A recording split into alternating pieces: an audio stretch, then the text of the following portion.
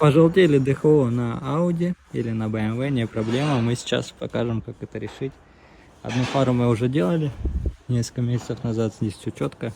Тогда не было времени у владельца сделать вторую. Сейчас сделаем вторую и сделаем профилактику, чтобы она не желтела снова. Без разбора фары мы достали блочки заводские, почистили диоды, почистили сами световоды, добавили термопасты, чтобы они не перегревались, сместили чуть-чуть в бок его. В общем, все сделали как надо, и сейчас будем собирать.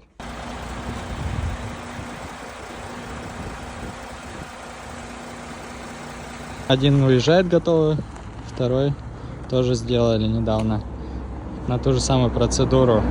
Это и полезно.